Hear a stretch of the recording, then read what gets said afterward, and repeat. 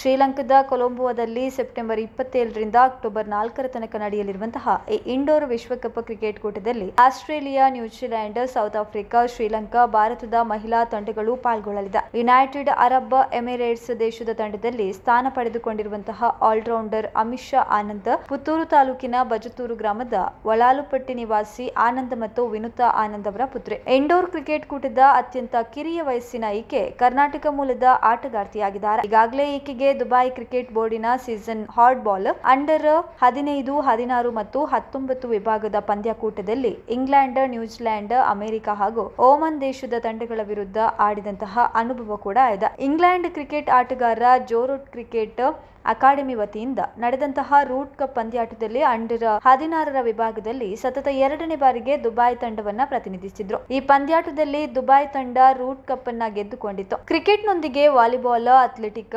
ಈಜುಗಾರಿಕೆ, ಹಾಡುಗಾರಿಕೆ, ನೃತ್ಯ ಕ್ಷೇತ್ರದಲ್ಲೂ ಮುಂಚೂಣಿ ಸಾಧನೆಯ ಹೆಜ್ಜೆ ಇಟ್ಟಿರುವಂತಹ ಅಮಿಷಾ ಅವರು ತುಳುನಾಡಿನ ಪ್ರತಿಭೆ. ಮಾಜಿ ಅಂತಾರಾಷ್ಟ್ರೀಯ ಕ್ರಿಕೆಟ್ ಆಟಗಾರ್ತಿ ನಿಶಾ ಅಲಿ ಅವರ ಗರಡಿಯಲ್ಲೇ ತರಬೇತಿ ಪಡಿತಾ ಇರುವ ವೇಗದ ಬೌಲರ್ ಆಗಿರುವ ಅಮಿಷಾ ಎಮಿರೇಟ್ಸ್ ಕ್ರಿಕೆಟ್ ಬೋರ್ಡಿನ ಅಧಿಕಾರಿ ಛಾಯಾ ಮುತ್ಕಾಲ್ ಅವರ ಮಾರ್ಗದರ್ಶನದಲ್ಲಿ ಅಂತಾರಾಷ್ಟ್ರೀಯ ಕ್ರಿಕೆಟ್ ಜಗತ್ತಿಗೆ ಹೆಜ್ಜೆ ಇಡ್ತಾ ಇರುವ ಗ್ರಾಮೀಣ ಬದುಕಿನ ಹಿನ್ನೆಲೆಯ ಅಮಿಷಾ ಆನಂದ್ ಯಶಸ್ಸು ಸಾಧಿಸಲಿ ಎಂಬ ಹಾರೈಕೆ ಬಜತ್ತೂರಿನ ಜನತೆಯದ್ದಾಗಿದೆ.